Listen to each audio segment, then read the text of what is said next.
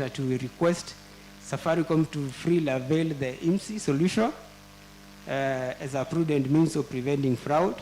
I think IMSI, we were told, is a solution that checks whether SIM cards have been swapped. So again, we had shared, I think 2 weeks ago, the requirements with the Saccos, and we received a number of feedback, and they are the following. So earlier we had indicated that the firms will be shortlisted by Safaricom. So that's why there was a comment that Safaricom may have a conflict of interest. They also do provide the same services. So they suggested Sasra to do it. So on BCP, they said that it should be made mandatory to all the integrators. That is from Saccos. The same for employee due diligence. Saccos are recommending that whenever an employee leaves an integrator, it should be circulated to Saccos. So there's an interesting one on the monitoring where they are recommending that Safaricom should extend monitoring to directly monitor Sacco pay bills. I think we shall hear from Safaricom also on that side. So then there was also a request to Safaricom also to be able to help Saccos to set limits within the pay bill, because currently the limits are are set on the Sacco system. Now what happens when the integrator is compromised, the limit doesn't apply, because in that case, the link to Sacco is always cut off by the fraudsters. So they feel that if they could be allowed to enforce some transaction limits at the pay bill level, it will keep them more secure. On the bank guarantee, the feedback is to ensure that it is included in the contract with the vendor. And the feel was that it might lead to vendors charging more to the Saccos because there's a financial implication. So that's the feedback from the Saccos. The Saccos also felt that to ban an integrator, there needs to be a clear mechanism or a procedure that needs to be put in place. Again, on umbrella fraud detection, there is feeling that Safaricom may one day opt to charge for the solution in future, and that may also have a financial implication to Saccos. So they feel that if they connect now and in the future, then they start charging, if it's free, they may not be, it may not be something that they'll be comfortable with. So, and the last one is the regulator can put measures to accommodate startup integrators as well as small integrators, provided they are in compliant. That is somewhat now speaking for the smaller integrators, especially those who are starting business. But you must always appreciate and remember that the risk has to be in mind when you are engaging anybody who is new in the market. Because when money is lost, money is lost. So you may be helping somebody to come into the business, but risking your money.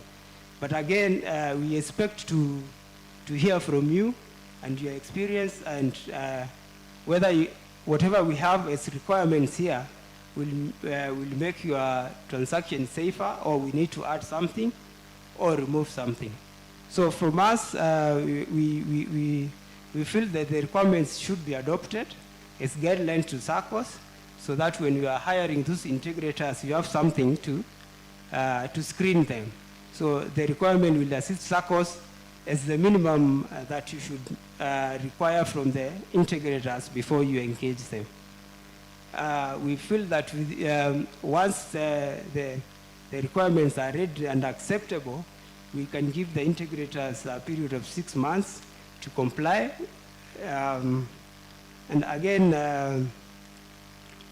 we feel a link to the umbrella solution is a good one, since every transaction that goes through the integrator and the pay bill will be confirmed whether it originated from the Sacco we feel most of those frauds happening at the integrator level will be able to be screened, and if it's not originating from the Sacco, such transaction will be dropped. The other thing is that the authority may prescribe to Saccos the scope of audit reports expected from integrators to continue business with Saccos.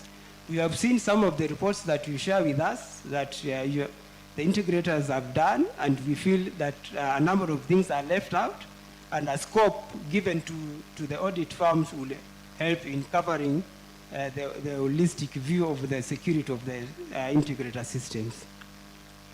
So the other thing that we want to hear from you is the adequacy of the cyber insurance cover. So a number of you have it. So and those who have been affected in that period that they have had the cyber insurance, we want to hear your experience. So we are also saying that the authority needs to retain the ability to prohibit Saccos from dealing with certain vendors based on exposure. So our experience is that it's not all the integrators that are affected. It's just a few of them, and within those few of them, Saccos have been able to lose a lot of funds. And every time an attack happens, we always have a sitting with the integrator, and sometimes with Safaricom, to just see what happened and what went wrong, and what measures the integrator is going to put forward to make sure a similar attack does not happen. They usually give promises, they usually do a lot of changes in the environment, but months after doing that, the same thing happens, money is still lost, and it happens again and again, like you have seen from 2018, and most of the time, it is either an integrator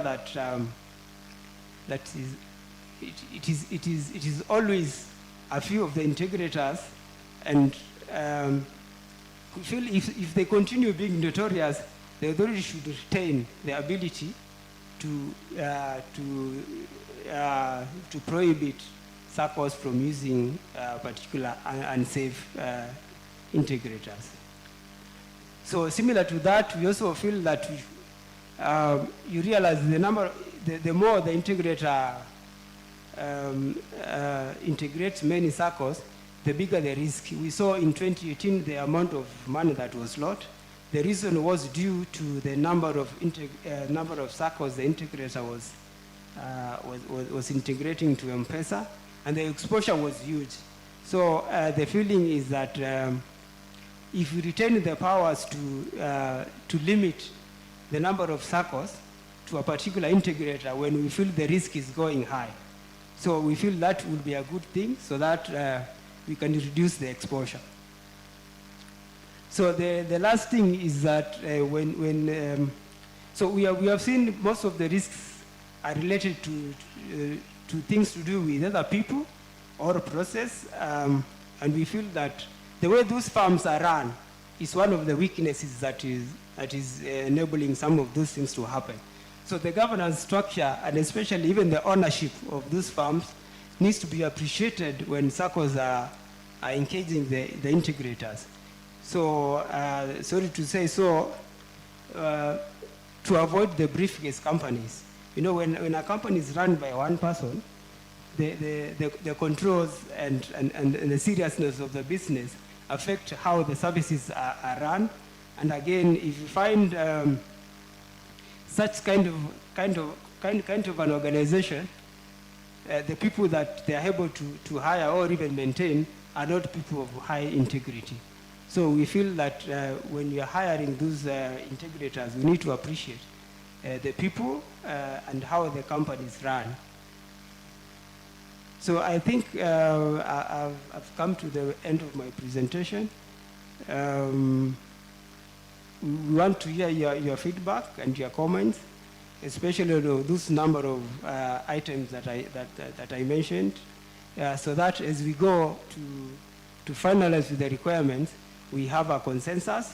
And the key thing is what you want to be done to make you safe, you have to tell us, so that we go ahead and put it in place, so that we can keep enforcing and be able to safeguard the funds that are being processed through the third parties. Thank you. Thank you so much, Presta. I think you still deserve one more round of applause. At the back of your folder, there is a feedback form. You can make good use of it today, tomorrow, and the last day, so that we can be able to get the feedback for the entire process that we are walking you through. Now I think it's the right time to open for Q&A. So I'll request the CBK just come forward. Safaricom, I know you could also be having questions for Sasra based on the presentation. Kindly just come forward.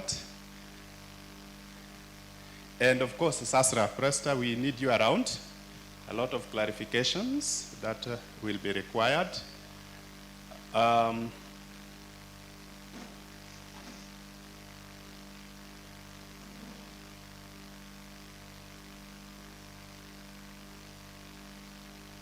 The audience wants to see your faces as they ask questions, so feel free to step forward. Ted, where are you? I know the questions are there for you.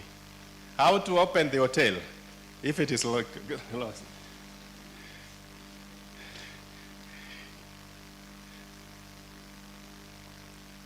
We might need more chairs from the look of things. As they prepare, let's just have the rule of the game. There will be no order. You'll just raise your hands and ask question in whatever form you had taken it down and you want it to be responded to.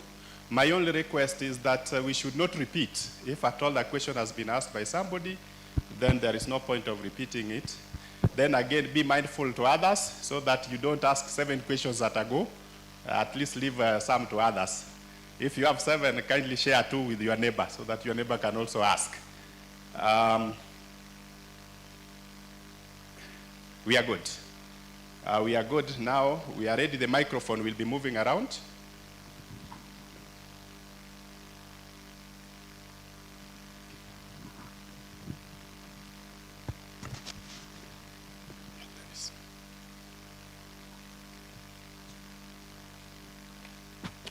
Good. So the microphone will be moving around.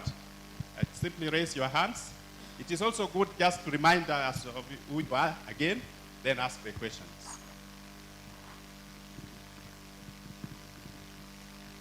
Thank you. Duncan Joel Taraji Sacco, CEO. 3 questions.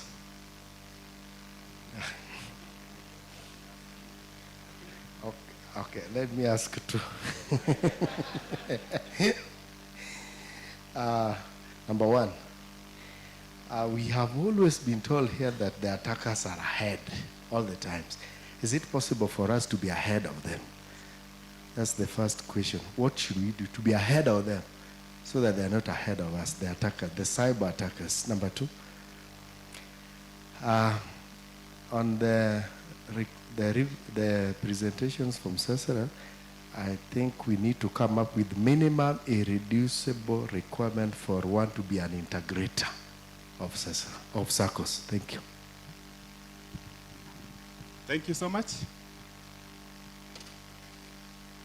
There is a hand there.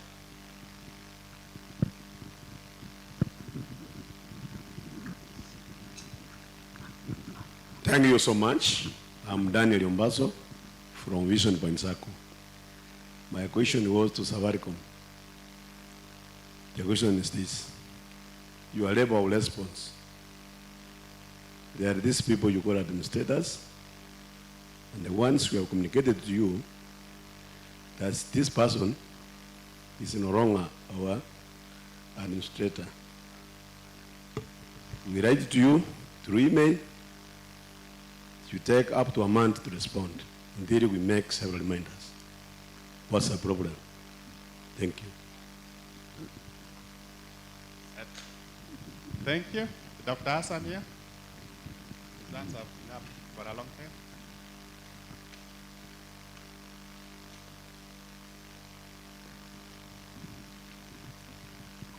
Yeah, thank you. My question is to Sasra, and it's regarding the last presentation on the proposed guidance note on the third-party integrated systems.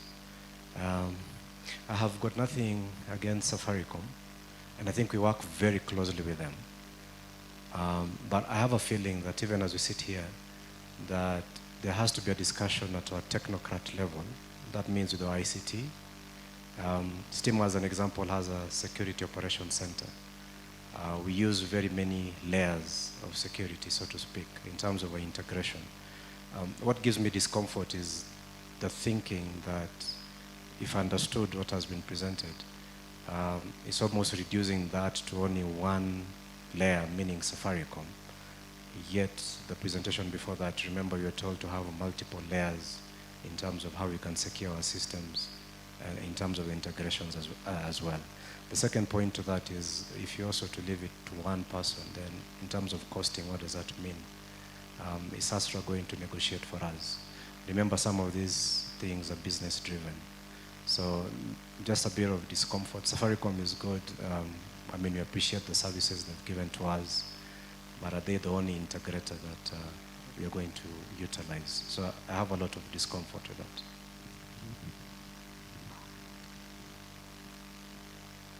Thank you. We turn right here, then back there.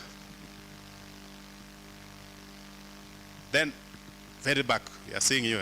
Yes. So here. Thank you. My name is Martin Ogola, Chuna Sacco. My concern is more of a concern, not really a question, to the regulator, Sasra. When these incidences happen, we get really bad reporting in the press. What does Sasra do, or what does that Sasra intend to do to ensure these reportings, as much as sometimes they're true, they don't get out there to that magnitude? Because you see, when such things are reported against banks, you see central bank coming out blazing. And for Saccos, we find we are left on our own, and it's disturbing us. Thank you. We can take two more, then we respond. Mwalimu.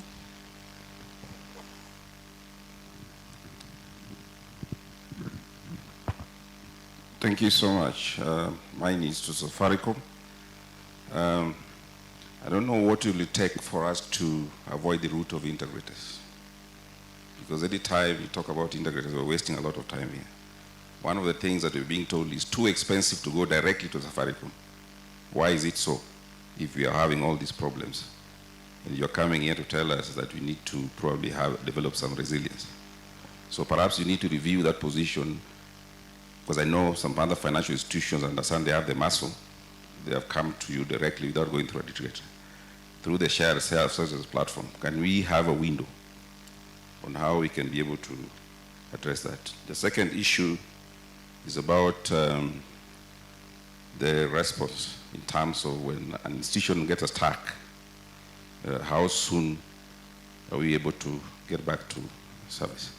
Some of the experiences are not very nice, because you find that Safaricom needs a forensic audit. I'm not privy to some of these procedures, but my little understanding as an IT auditor, a forensic audit cannot take a day. Probably, if we try a little bit, it's a week. So a week without member services, you know how that can damage. So what are some of the measures that you can put in place to mitigate against that element of members or clients not being able to get a service? I don't know whether you do this to the banks as well, because my bank, I know they have been attacked in some incidents, but their services are running. So is it only because Saccos are minors so that they can be put aside and the banks can continue their services? Thank you. The last one at the back, very back.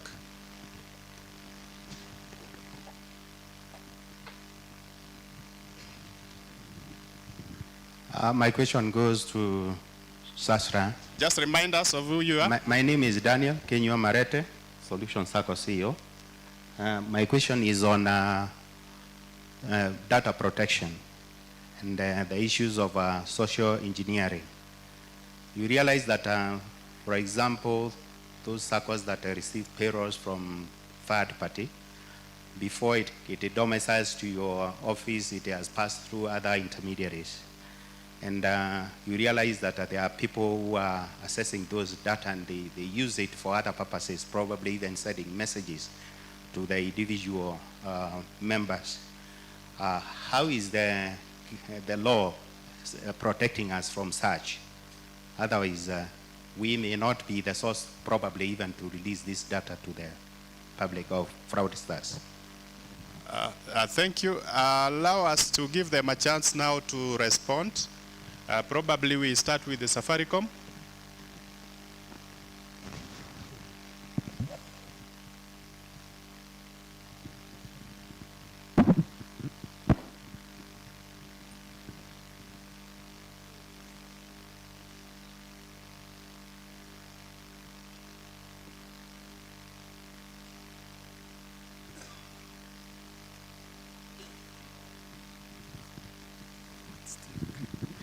Okay, I'll take a series of questions. One was the minimum requirement for the integrators from the gentleman who was seated there. So there are two things we are following up on these. So this is what Sasra is saying they are going to do. But even if they don't do that, what you're saying for you to integrate to Safaricom a live environment, we are putting our own minimum requirement. Sasra is giving 6 months. We are giving 3 months, and the items that are not in our requirements are the ones, like the bank guarantee is not there. But the issue of the BCP, the separation of environment, the cyber cover, the due diligence. Yeah, the issues around the security minimum baseline standard, those ones have to be there by the integrators. What we are working on currently is the legal framing of exactly how that one looks like. All the integrators have access to our systems, not necessarily from a payment integration point, but as a PRSP. That's how they came to Safaricom, actually. So we do have agreement with them. But while they were inside, they started accessing other services for sure, which we needed to put certain rules for accessing those ones. So from our stand, even if the requirement from Sasra is rejected by the integrators, we have our own requirements. And it's optional, really. If they want to come in, we create the rules. The thing we are working on is how, and we are giving them 90 days to do that. One other thing is that, and we need to look at it from an ecosystem perspective, any loss that happens around the platform creates reputation risk for the platform. And remember, as I said, M-Pesa is a two-sided platform. There's a lot of business to business who don't do what integrators do. People are doing P2P. But remember the risk that come with the loss from insecure access affect the entire platform. So you really have to take care of that.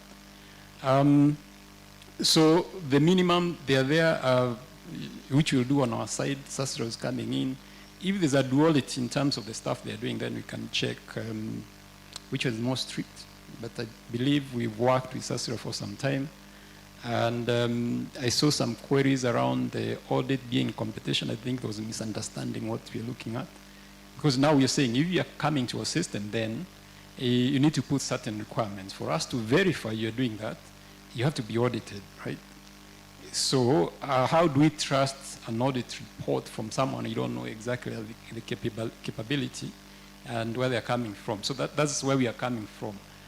But if an integrator say I was audited by PwC, Ernst & Young, KPMG, and a couple of other tier 2, 3, and 4 auditors we know, and we know their background, then we don't have a problem with that. It was not prescriptive. We don't do audit as a Safaricom at all, so it's not a place we compete.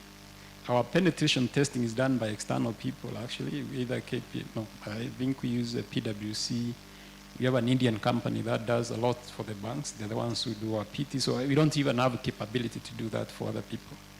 So Presta, even if yours doesn't go through, for us we have to implement ours because you're coming to access our platform.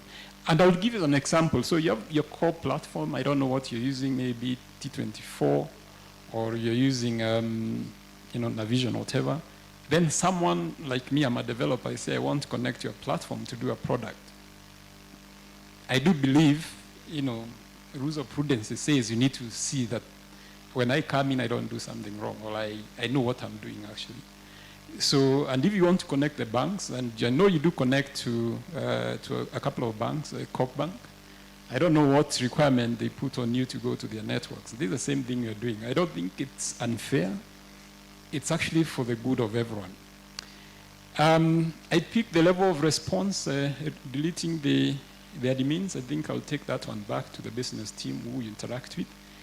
1 month is a no, definitely. It's outside our standards because as an employee, if I leave Safaricom, my access will be removed on the quit. The moment I exist being an employee, within minutes I won't have access to any of the systems because it's an automated process. So we need to extend the similar SLA to our partners. I'll pick that one up. I think at the end of this, I can give you my personal email. You share with me the specific incident, and then I can follow that one up. Then there's a concern around the only using Safaricom umbrella system. Actually, it's not the only system you should have. These are complementary, free product we give currently, where we say, okay, currently we actually do monitoring of all your pay bills. That's the reason we are able to pick any activity we think is suspicious and notify you. And you are monitoring at the pay bill level. So, and the guys who have had the incident, there's no one who can tell us you have the incident. That's who tell you, okay, can you check this for us? The umbrella gives us what I normally call an independent leg to confirm that our models, the machine learning models are giving us the right information.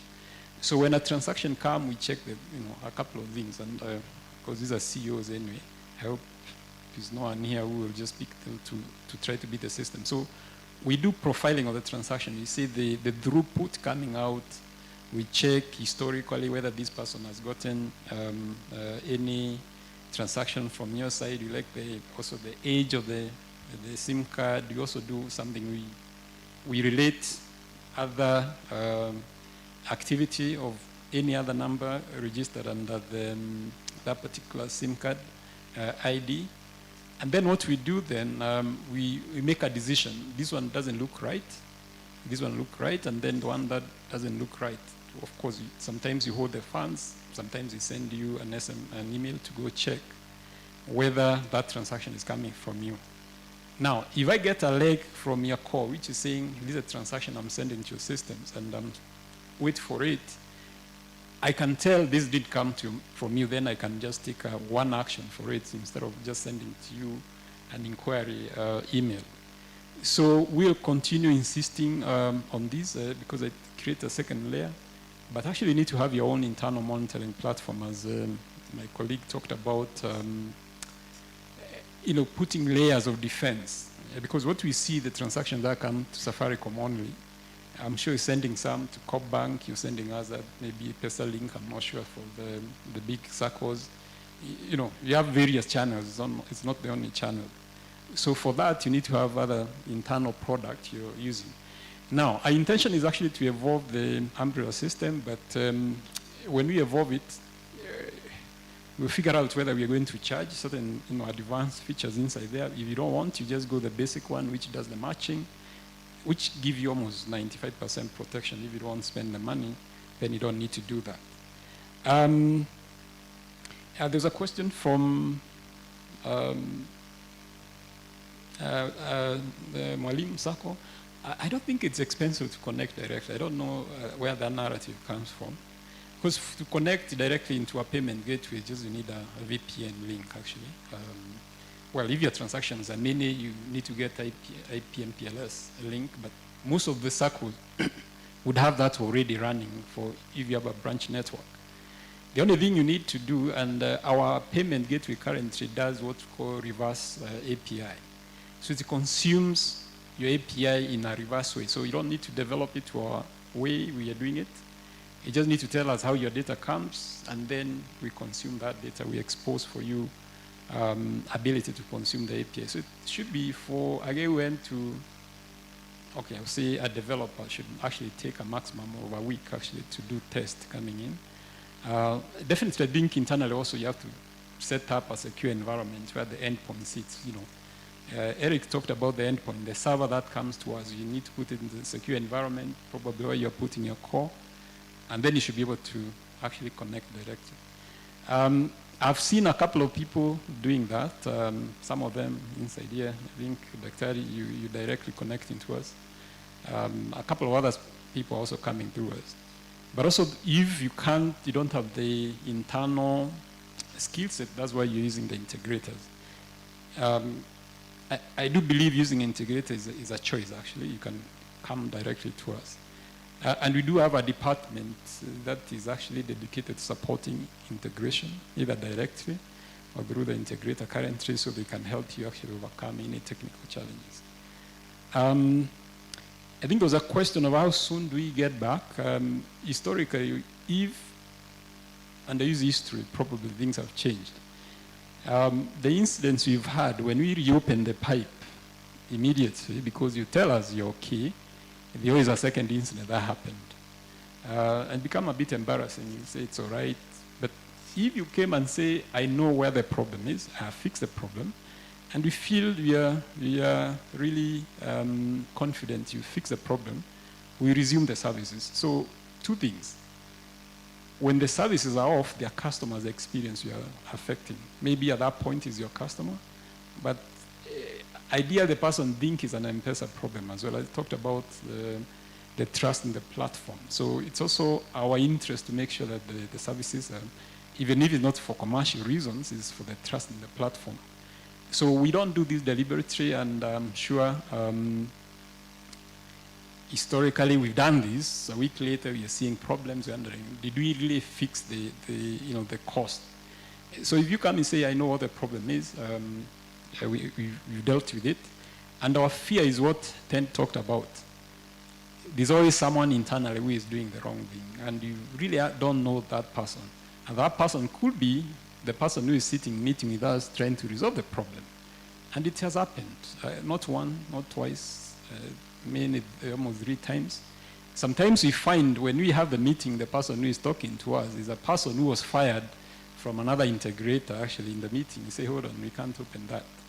We may not be able to tell you because that's a libel, but we expect you to have done your due diligence on the stuff.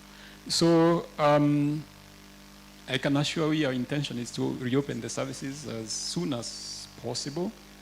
But where we feel discomfort that you really haven't gotten the grip of the problem, then we'll insist on you telling us exactly whether you know what the problem is and how you fixed it. And I think it's good for everyone, for us from a product reputation perspective, and for you from a loss perspective as well. And the last one for me is, no.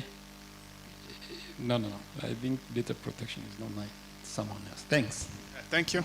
I'll pass microphone to Sasra. Presta will respond, then the CEO will also handle some issues. Yes, thank you very much for those questions. I think I'll take 2. Then the others will be taken by either our CEO or the communication expert, especially on the negative reports that appear on Sacco. So on the issue of data protection, what I can say is that you are only responsible for the data that you process or the data that you have within your systems. So just make sure that you put the protection measures as required by the law.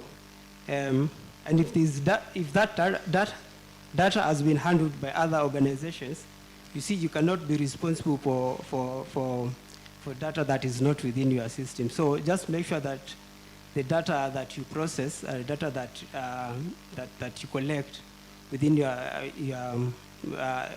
servers or within the organization is protected as per the law. So because when you get assessed, you are assessed as an institution and they look at what the measures that you have put in place to protect the data that you are holding. Now, on the issue of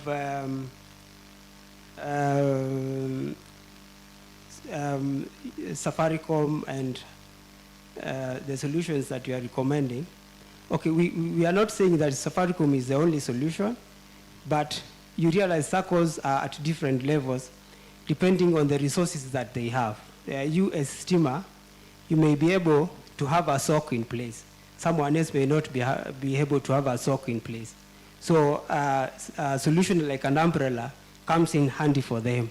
So as far as these requirements are concerned, when we come for assessment, it is up to you now to defend the kind of infrastructure that you have, that it is adequate to protect you against those attacks. So it is not that Safaricom is the only solution.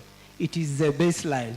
It is a solution that we feel it fits everyone in the sector. So as a minimum, it's a minimum, and if you feel you can have more, and what you have is better than that we are recommending, during the assessment, we shall be able to check that. And if you are comfortable that you are secure, then we don't have to require you to have some of those solutions maybe Safaricom is providing. But those who are not capable of meeting the kind of environment that you have or the kind of security measures that you have, then now those solutions being provided by the M-Pesa platform comes in handy. So as far as we are concerned, those requirements are going to help everyone regardless of the resources that they have. You realize security as an element of resources. The more resources you have, the better the security you are able to have.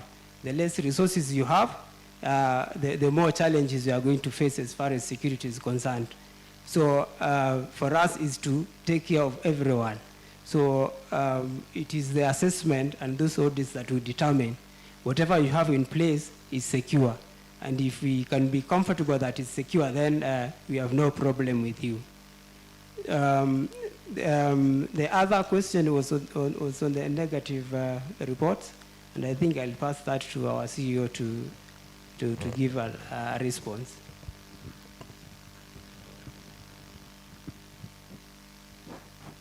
Okay, I think, thank you for questions. I think I'll start with, there's a question of how can we be ahead of the attackers. I think, Joel, that question has been answered largely because of these discussions, in the sense that, yes, here the guidance may discuss in place with the integrators because of the data you have seen there. But I think from the discussions, actually there's a lot of work on your part at the primary.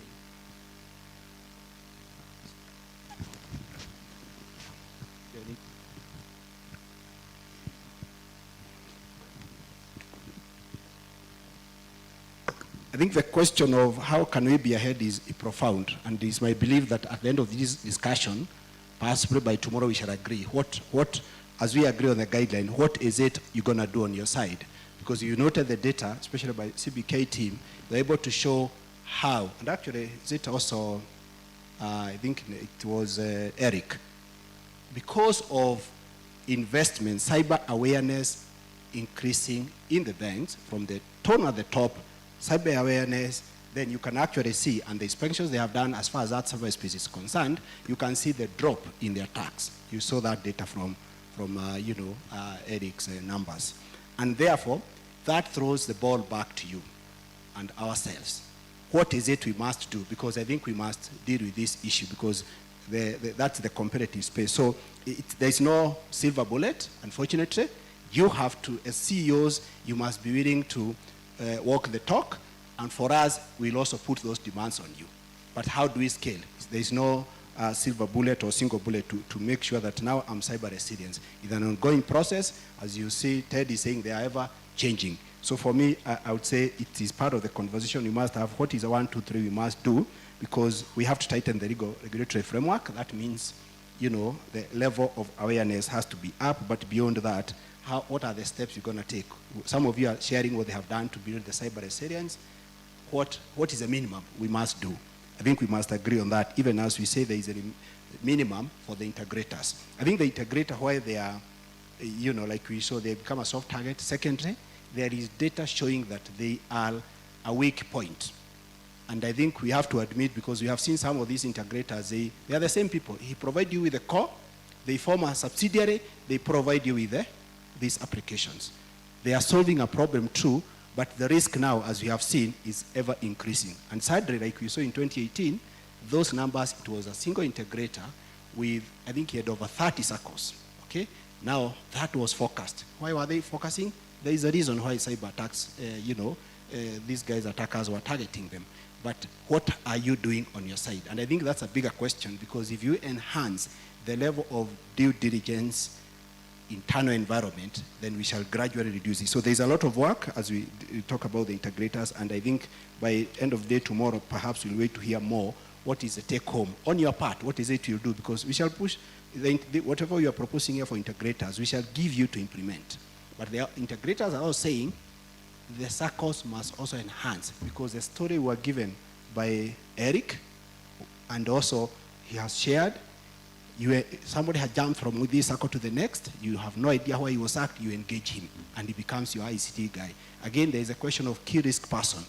These database administrators, they hold you hostage. You don't want to let go. Then we shall deal with you, because you are the point of failure as an institution, and you're the CEOs. What is it? So we want to see how do we collaborate, even share information, so that you actually, even from this conversation, you can see a lot of work is actually in your hands, because the biggest threat, it was number 7, Teddy, is it?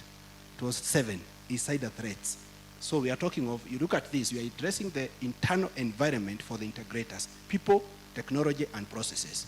In the same vein, what are we going to do in our own environment in terms of people, processes, and technology? So that once you strengthen your environment, those who haven't, then we gradually improve. So no silver bullet.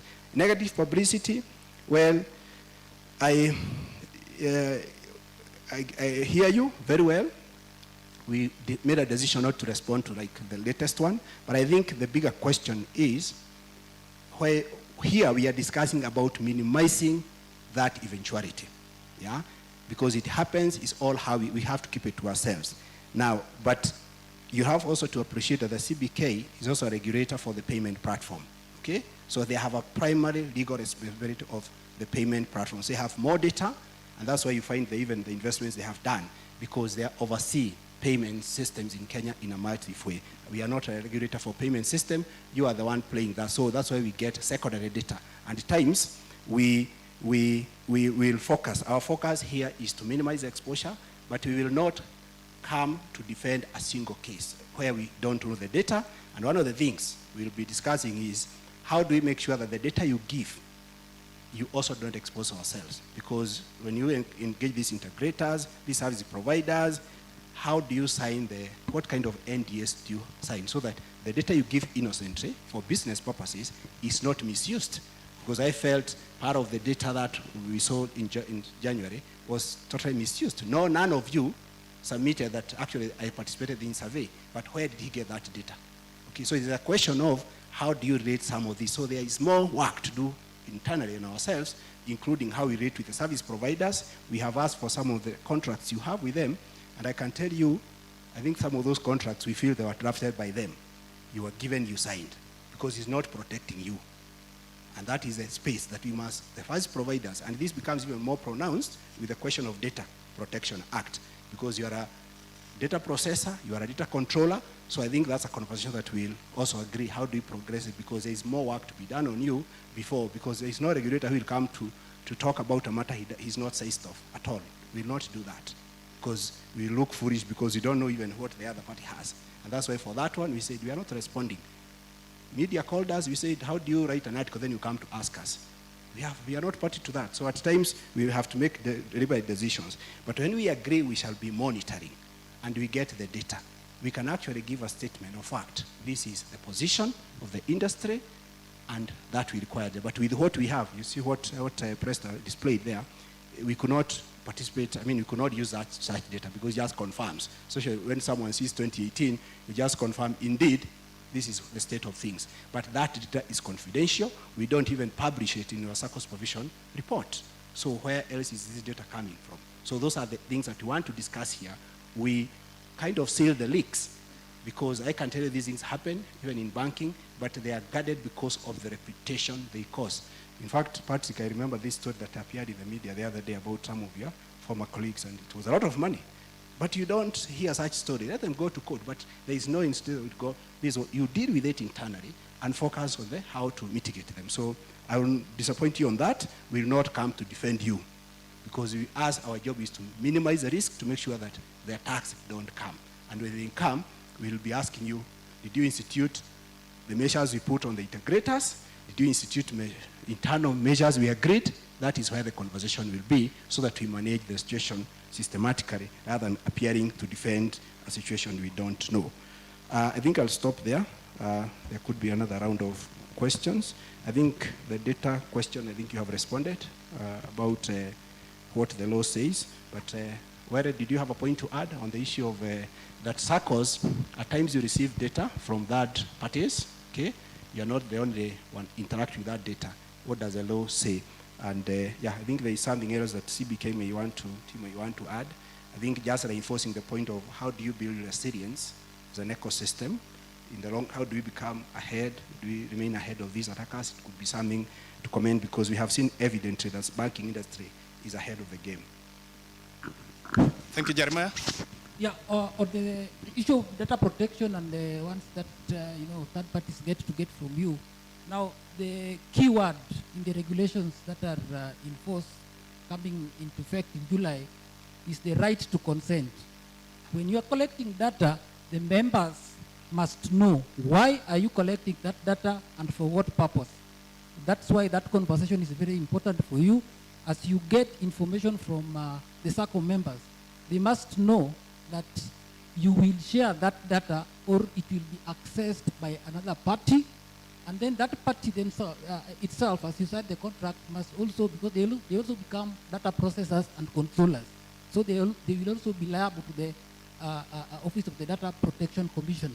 So at that point, you must have those kind of agreements, the NDA that our CEO has talked about, but the members must know.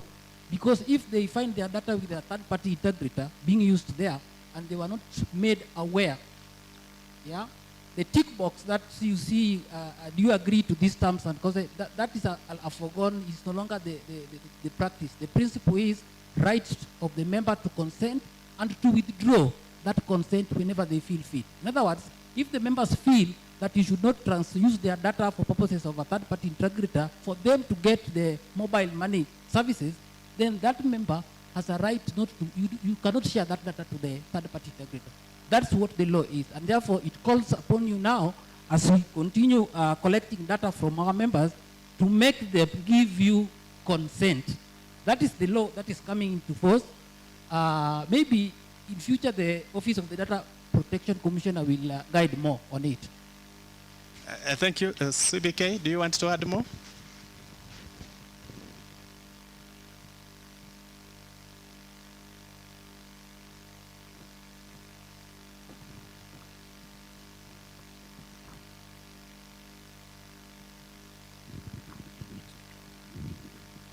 Yes, so I wanted to chip in on the question on how to remain ahead. I know almost every cybersecurity workshop that there is, you'll be told attackers are ahead. And I recall what Ted of Safaricom displayed here, the very last slide, that in the morning when you wake up, the attackers, their focus is one thing, how to breach your systems. While on the other hand, of course, the Sacco has a business to run. So there's all these other things, but at the same time, are we effectively utilizing our staff who are supposed to be handling cybersecurity? Or are we spreading them too thin also, making them do other things which are not directly related to cybersecurity? So like we said before, it's a concerted effort. It takes the entire ecosystem really. If you cannot be secure, you cannot have only one Sacco which is secure and you assume that the whole subsector is secure. If you're secure and your neighbor is not secure, you're also not safe. Right? In the example of a gated community, if you feel you're secure in your own home and your next door neighbor is robbed, you might be the one who is next. So it takes a concerted effort, as we all mentioned before, the focus on people, technology, and processes, but at the same time also collaboration is key. And we believe that with all that, with the right regulations in place, with the industry taking steps, proactive steps, not waiting to be attacked so that now you take steps, but instead take proactive steps to prepare, the curve will change. We have seen it changing in the banking sector. It can change for the Sacco subsector as well. We have seen it institutions, we have seen situations where the attacks are actually, like Safaricom has already said, the attacks can be, in fact, detected when they are happening, as they are happening. That's a much better situation than where you don't even know that you have been breached. So it's every single step that counts. Thank you. Do you have to add something? Thank you. Much has been said. Could be to itemize. Start somewhere, start small, with the guidance of Sasra, the regulations. I think that is where to start, because you have to be stage one somewhere. The last thing, I know investment is an issue, but if you have one internal staff who takes care of database, takes care of core, is the admin, what do you expect? You have the answers. Thank you. Thank you so much. We still have some time. We can take another round. Just carry it up so that we see. Don't shy like this. Yes, please.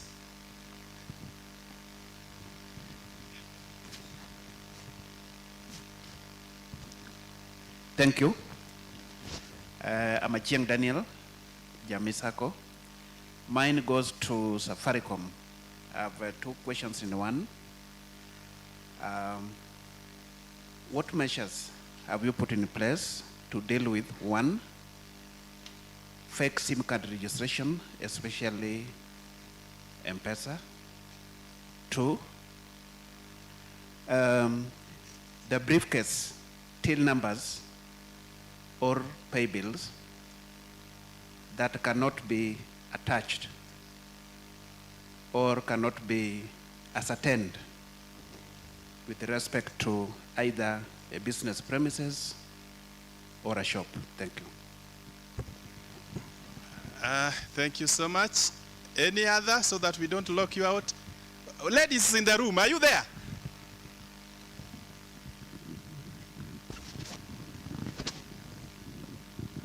Thank you very much. My name once again is William Pudha, Ushuru Sacco. My first question goes to Mr. Musili from CBK. And I listened very keenly when you presented on the cash out methods. And it particularly missed on the aspect of the bitcoins or the digital currency. And I feel this is a very gray area that not so many people know what is happening there. And I also feel that this is one area that the CBK should actually really come in and explain to the public what is going on. So I wish you could just come back to it and explain circumstances around it and how it can be dealt with. Then the other question goes to Sasra. And I listened to the presentation. I don't know. Can we just borrow the model that we have used with the auditors and do accreditation to these service providers? Because from the presentation, it looks like the judge now negotiating with the suspect on how his or her case should be handled. Thank you very much.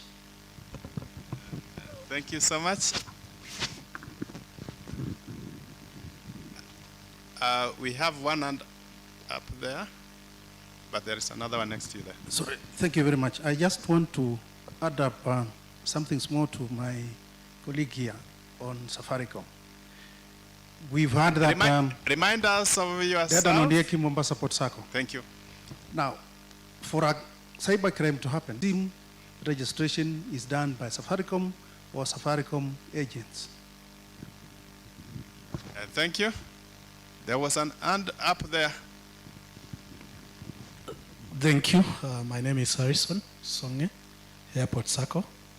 Mine goes to Safaricom and through Sasra. I think it's the high time now we think of a dedicated team at Safaricom lobbying through this big sector so that the issues of response are addressed earlier than we are addressing right in this dispensation. Thank you. Okay.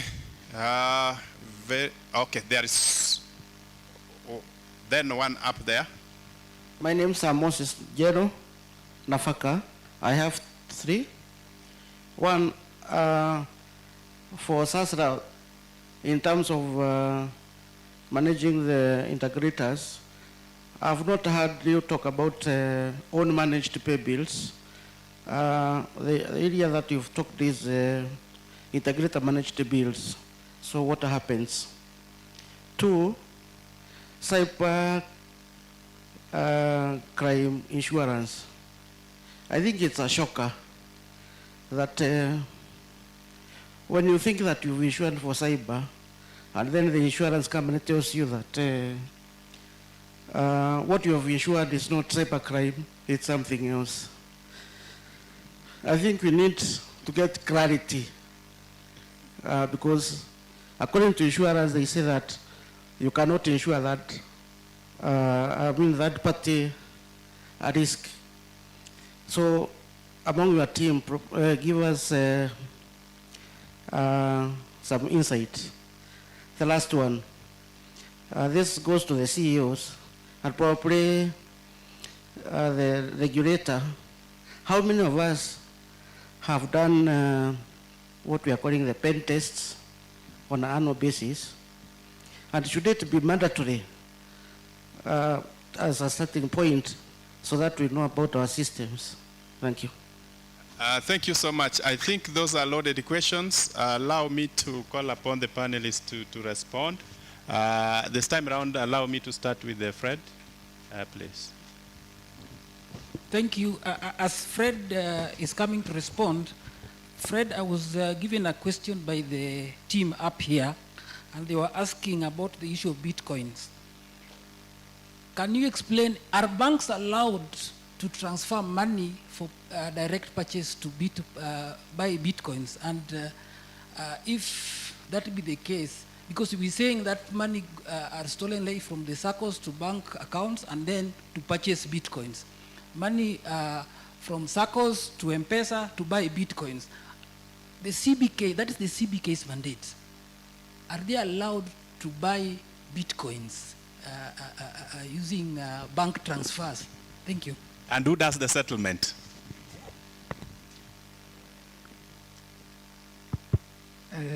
Thank you. Thank you for that. One is, I will not give conclusive responses for obvious reasons.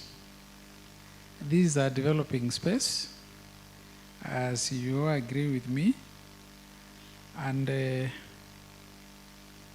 I will also open the space for the panelists to also respond on that.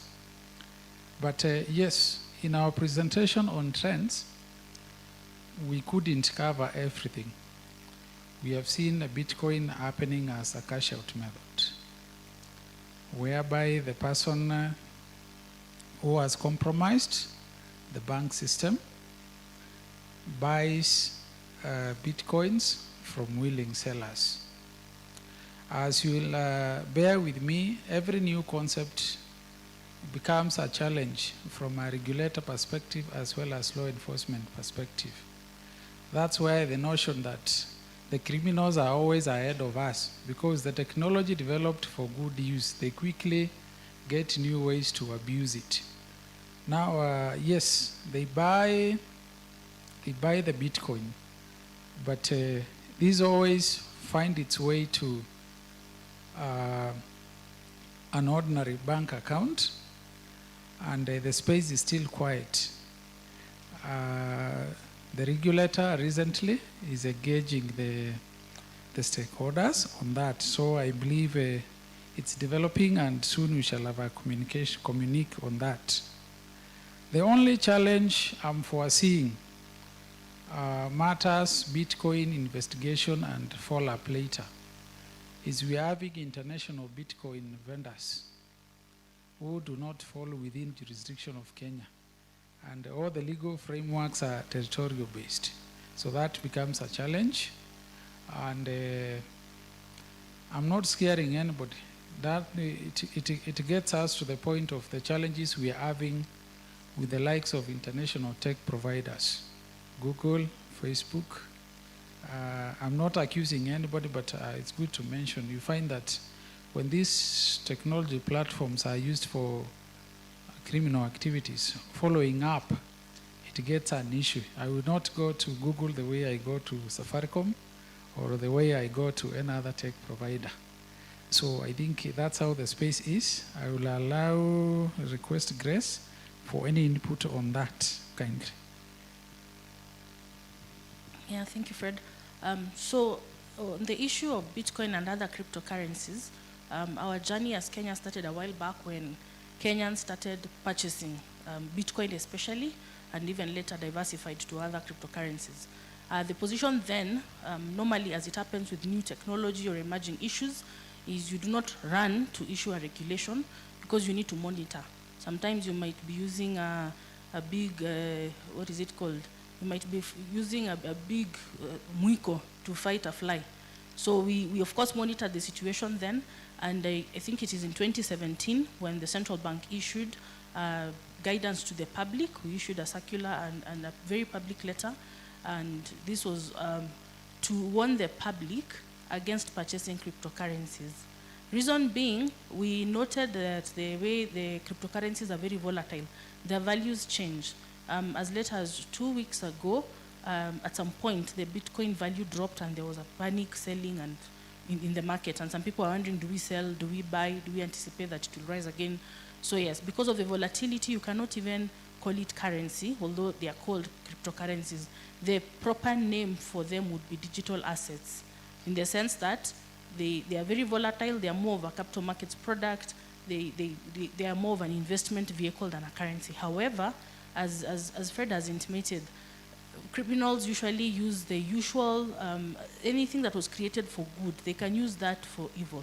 They decide that is the way that they're going to cash out, because once you have Bitcoin, then because of the anonymity it offers, you cannot tell who is behind. You will see a ledger, you will see strings and letters attached to that ledger. You cannot tell who is behind that ledger.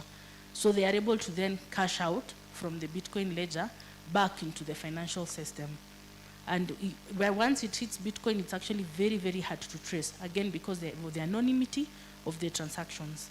So in terms of how it is done in Kenya, if you want to buy Bitcoins today, there's no bank or payment service provider that is allowed to partner even with the Bitcoin cryptocurrencies or the crypto exchanges. However, when you're going to purchase cryptocurrency or the digital assets, if I may put it that way, what you see, or what the service providers will see, that is the payment service providers, the banks, they will see a normal transaction. You are sending money to a specific person, for example. From their end, they cannot tell that this is for the purchase of Bitcoin. It just looks like a send money transaction, depending on the cryptocurrency exchange that you choose. Some of them operate locally, and they have a lot of Kenyans who are there who already hold cryptocurrencies. So when they want to sell, they give you a number, send to this number, this amount, this is the exchange rate, and so on and so forth. So you send Kenya shillings, it is sent from Grace to Peter, for example. You will not tell from where you're sitting that Peter is operating, is actually selling Bitcoins to me, because that happens on a different system altogether. On the other hand, the ones who purchase from the international crypto exchanges, again, it's a similar process in terms of the payout. The payout, all you need is your card. These cards are international. You can purchase from any corner of earth, anything. So again, the way we are also operating, these are, the card systems are provided by international service providers.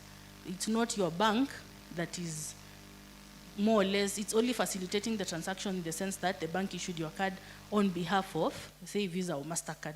So because of those intricacies, it's quite difficult to trace and even block some of those mediums of exporting money once the money has been stolen. So that's the reason why cyber criminals usually prefer using Bitcoin, because they know it will be very, very difficult to trace. Again, what we noticed in 2018, we did a study which we presented in Parliament, where we wanted to find out what are the volumes and values of transactions. And then of course, we kept updating this. But even then, we noticed that the monies that are being transacted on Bitcoin from Kenya are less than 1% of the entire volumes and values of the payment systems. So at that point, of course, we were not worried, but we keep monitoring the situation. But then again, we also understand that this poses a challenge in terms of cybercrime. It poses a quick way of them cashing out rather. So that's the position that we have. But we'll keep monitoring the situation definitely. Thank you, Presta.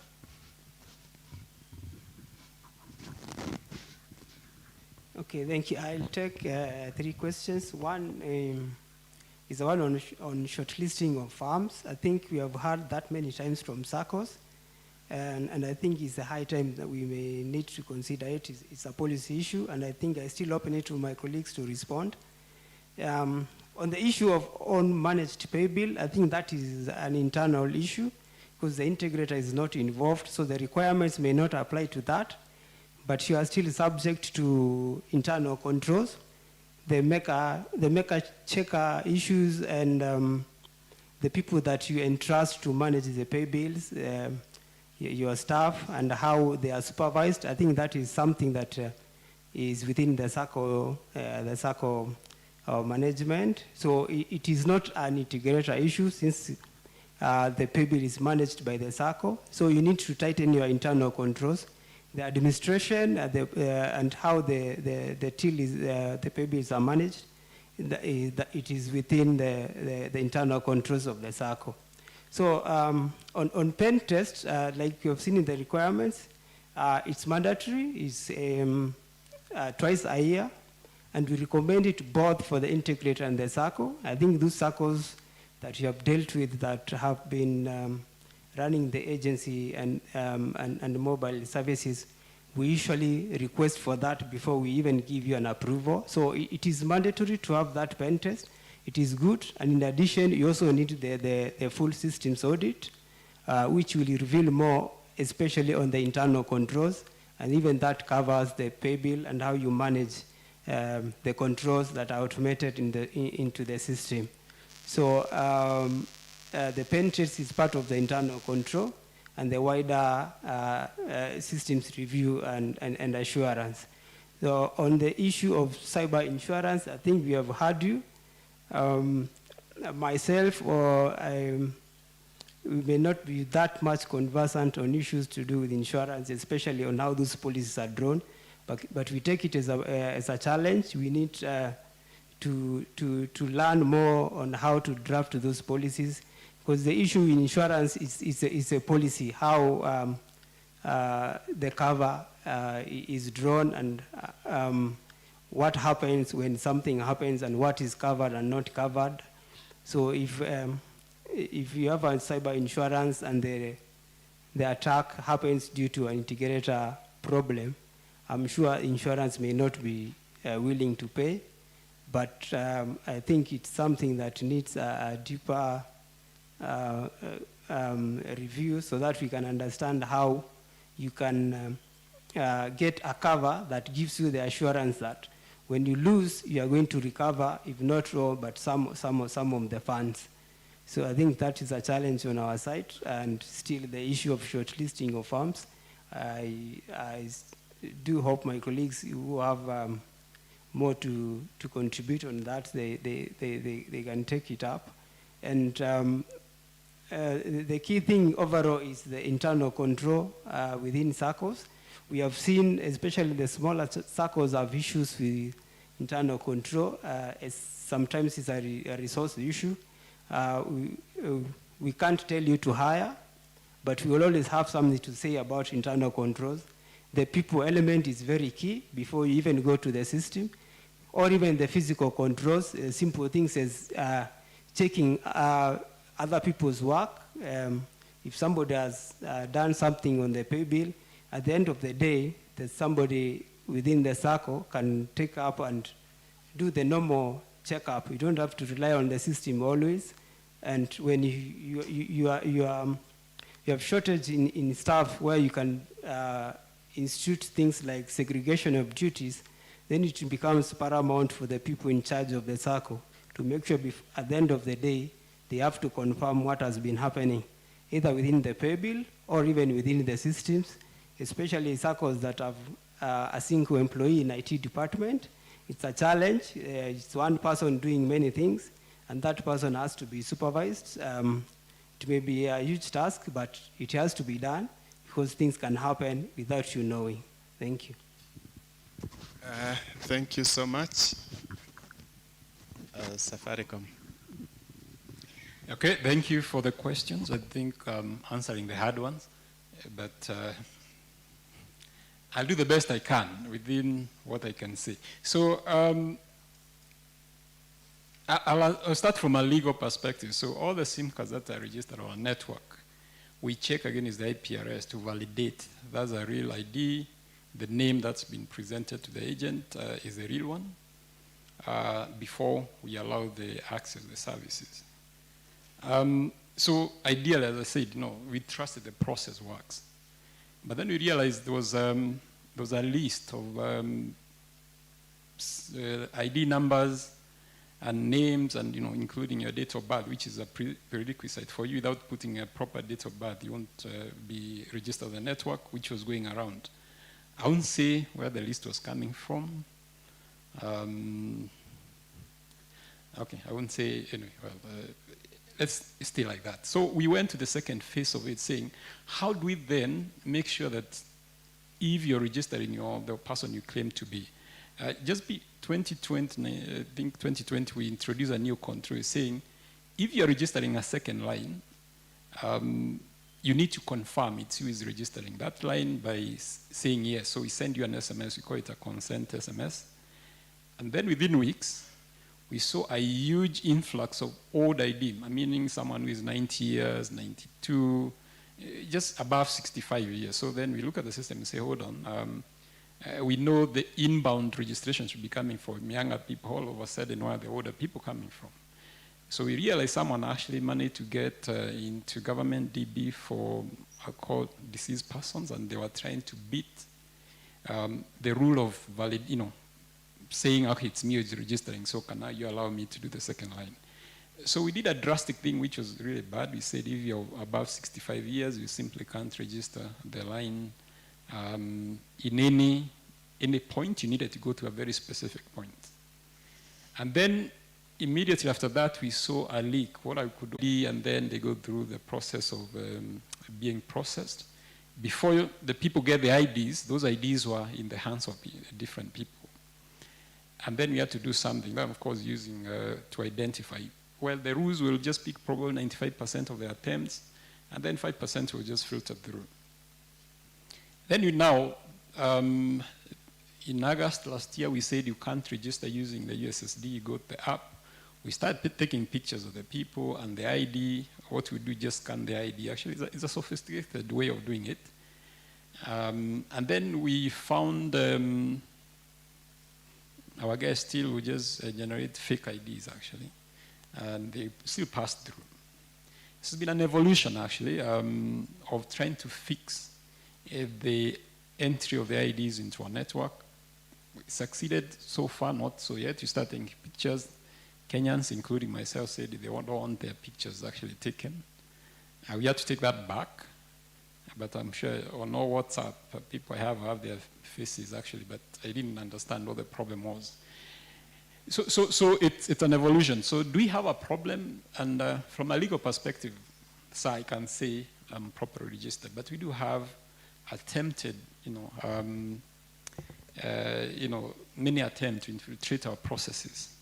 Now let's go back to the actual fraud, and maybe that's where we departure when we are discussing exactly where the accountability is. And these are predicates. So for someone to go try to register IDs, to go steal from a Sacco, they will have access to to the money, actually. So there's always a presumption. I don't think they do that before they get an insider who will help them to come in. You could say the predicate. Now, that's where now the lawyers in the room will say, what's the predicate action that led to the loss? And I really don't want to go to the discourse of that. I'm not saying we are purely, okay in the process, but also the prudential guidelines, and I'm sure the CEO will say, there's what we call objective test before you allow the transaction to go through. But that's a legal jargon. Anyway, let me go to what we are trying to do anyway, because we are going forward. We are trying to make sure that anyone who comes to the network is actually who they claim to be. And currently, I think the places you can register the lines are few. They're becoming fewer and fewer. They will continue becoming fewer. We are negotiating with the CA who said we can't take the pictures to say, do we start actually allowing biometric? Just for disclosure purpose, we've done a biometric project until we chose who can come in, use the fingerprints, and I'm sure some of you might be using them in your organization. And then we sat down and say, okay, will the regulator allow us to do that? And it's good we didn't spend the money, because when you're just taking the picture, we got a serious backlash. But I think things are changing. We're talking to the regulator, giving the challenges we are finding in the marketplace. And I remember one of the biggest problems, it's a good problem really, is we have almost 250,000 points of registration now. You can put all the awareness, you just need just 1% of those ones doing the wrong thing, which probably 2,500, and then you have a problem. And the damages that go through. So currently we also have internal process where we look at, because the SIM cards are distributed by people we call dealers. The something we review them is say your SIM card must be registered in your distribution point. So let's say you have 4 points where you distribute your SIM cards. The registration must happen within those ones so that when we are tracking those ones down, we can actually trace back to who registered those lines. And the dealers actually punish them actually well. If there is a loss in a SIM card that's registered outside the point of distribution, actually pass the loss to you.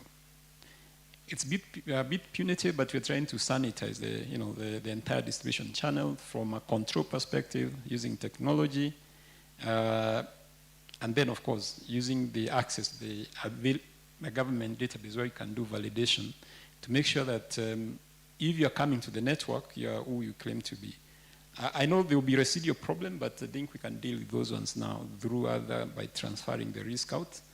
And as I said, the next probably 9 to 10 months, we might be coming back to the market with a different, or we might not talk about it, but we are doing things actually to manage those losses based on those type of registration.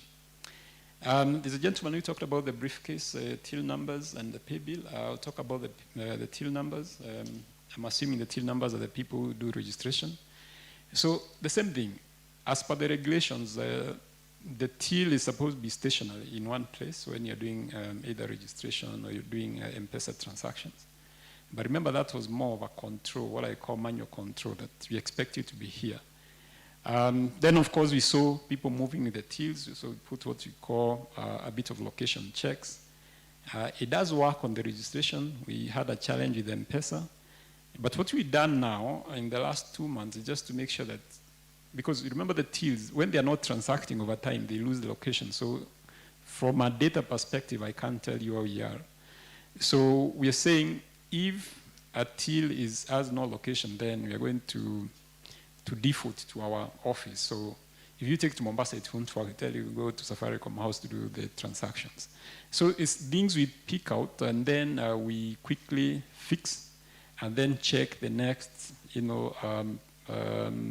violation of the controls, and then we fix that. Now, the pay bill is a bit of a challenge. In two ways. Sometimes pay bill can be for online merchant. Those guys probably, they don't have a location you can fix. And remember the way you do business registration, I will say in Mamlaka Road, House X, but the business is working out in probably in Mbakasi or something like that. But there's a process we are running because you picked a couple of problems around that, including pyramid schemes being run by, okay, I'll say them in because there's no Chinese in the office. by Chinese external people and some foreigners. So what we are doing is when you do a registration of the pay bill, you say it's a hardware. If you do a good, and I think we are getting better at analytics, we know physically how hardware works. You might have some transactions in store, others is me. Maybe I live in a town, I want my worker to pick some mabat from a hardware. There's a remote payment without pay bill. Then we look at the mix of the transaction and say, hold on, this pay bill was supposed to be for hardware, but the people, transacting with it, they are from different, and then we call you back and ask you, what's the problem here? And please, CBK team, whatever happens and whatever is said in Naivasha stays in Naivasha. Sasra, okay. Yeah, so we're trying, because we get a lot of pressure from also our regulators in terms of the management of the pay. We try to make the process convenient, but from a risk management background, anything which is convenient is always risky. So you really have to put layers of the controls to make it sure it works. So I hear you. We are not yet there. We have some challenges there. Maybe if you got some examples, we're happy to pick those ones because they help us actually train the models you're using to be better in picking these ones.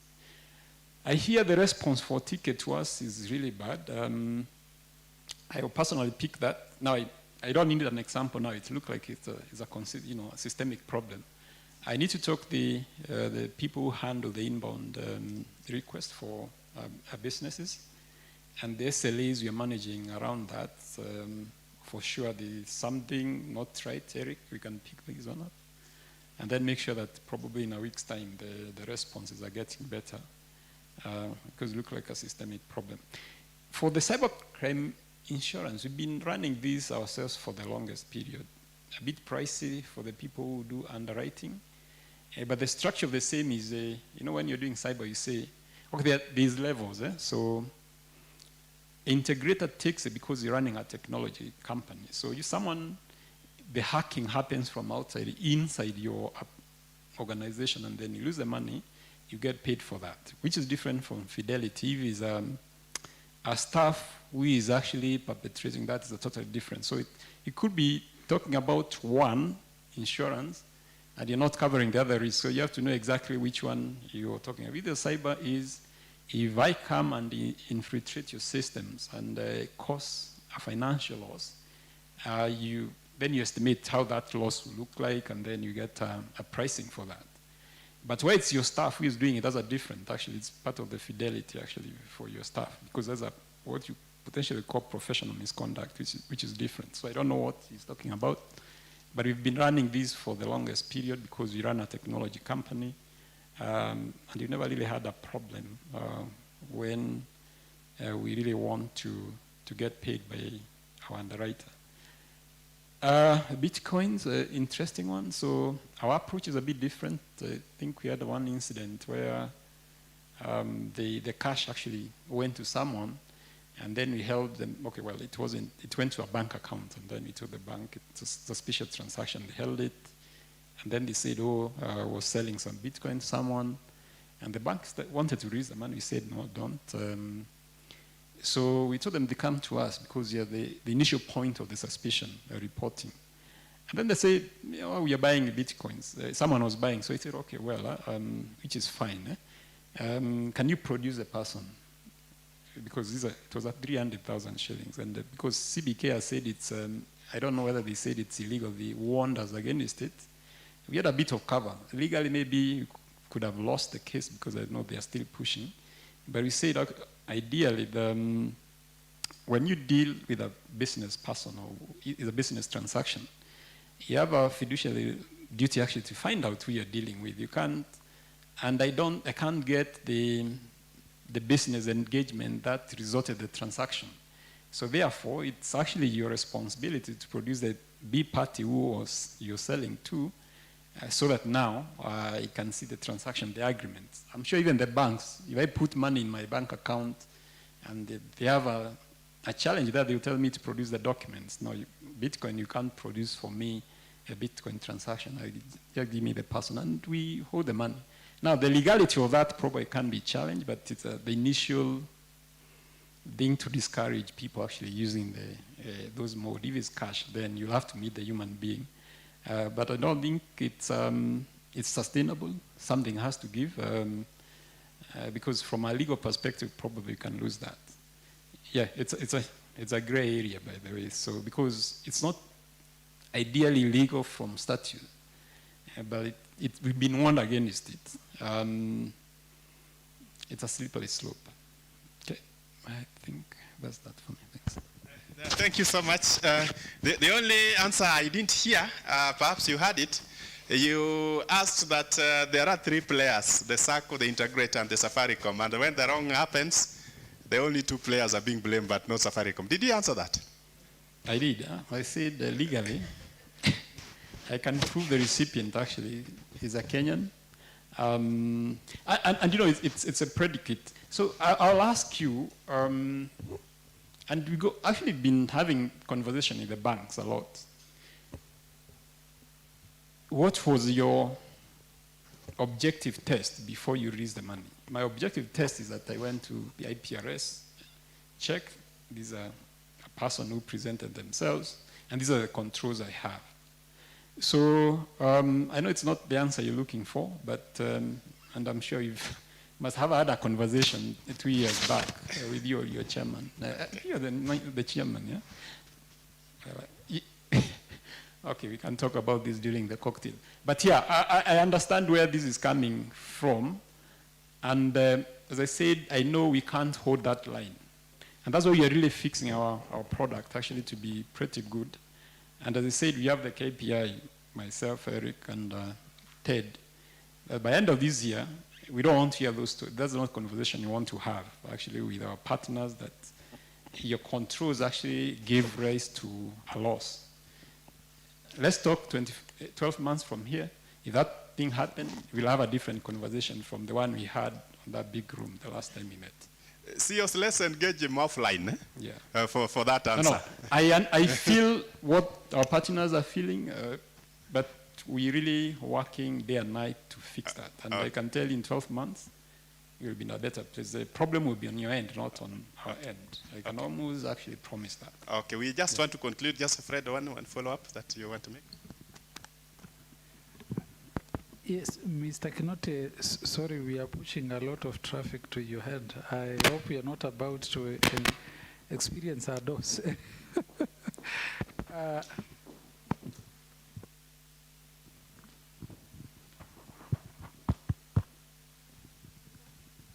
Mine is just a clarification. I see your clients sometimes struggling to secure freezing of the monies when they move from one layer to another. Just to inquire from you, how difficult or how easy it is once you freeze a transaction from layer 1, the effect to take course at layer 3, because that's what they are using to lose the trail. First layer, second layer, center. I thought it's good. I haven't had the question from the floor, but it's good if there is a way that can be achieved.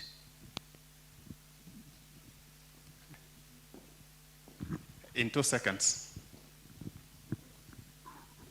Yeah, the answer is we do, actually. When we do the monitoring, like the ones we normally do, we trace all the way to the last coin, even if we go layer 10, actually. The only challenge is when we get those notifications a bit late. Sometimes the ones which are not picked by automated system, that one you go all the way to, and we reverse the money backward, actually, to the... So we do that. Unless, please don't ask about reversals. On the 456, that's a different process. Yeah, but that one, Eve is the ones we pick through the monitoring. Yeah, we reverse all the layers, actually. Thank you so much.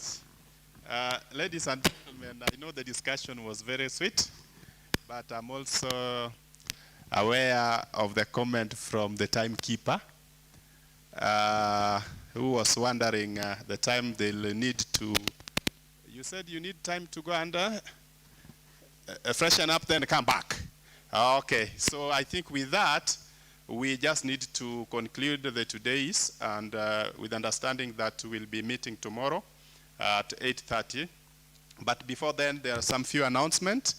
Remember that the 4 o'clock tea is still there, even if it is not 4. It has been paid for by a regulator for you. So make sure that you have it at the same place. Then the CEO's cocktail is still there. I think it will give us opportunity to ask more questions to Safaricom and CBK offline. So make sure that you attend and also meet that your objective of interacting and networking. So we'll be meeting at 6:30, am I right? For like 1 hour or 1.5 hours. So long as you will remember to report at 8:30, we don't have a problem when you leave. And with that, let me say thank you for today. The session still continues tomorrow as per the program.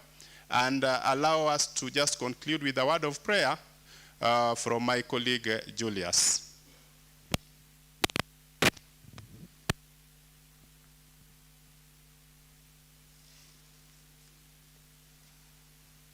Thank you, Pio. So, as he has... 1 second before you pray. I forgot to thank the panelists for a very good discussion and responding to very difficult questions. Thank you for that. That was an oversight. You've done a very wonderful job, and thank you. We've really appreciated you. The question I've been getting from the floor is whether they are going to get the presentations in the soft copy. I think yes, they will. So thank you so much. Thank you. So I request we stand and thank God for the far He has brought us. Let us pray. God our Father, Son, and the Holy Spirit, we are before Thy presence, and we thank You because You started with us. You have guided through all our sessions. You have guided our discussions. And Father, we want to thank You because of Your wisdom and care. Thank You for all the participants who have been here. Thank You for our facilitators. And we thank You for the evening ahead of us, for what we are going to continue enjoying as we interact. We pray that You to be with us. We invite You to be in our journeys as we go back to our residences. Watch over our night, that we may find ourselves back here, healthy, ready to proceed with our sessions. Remember our families back at home and all our other people that we interact, and continue to keep us in one spirit and protect all of them. All this we place in Your loving hand, that You may take care and hear our prayers. For we pray, believing and trusting in the name of Lord our Father, Son, and the Holy Spirit. Amen. Thank you.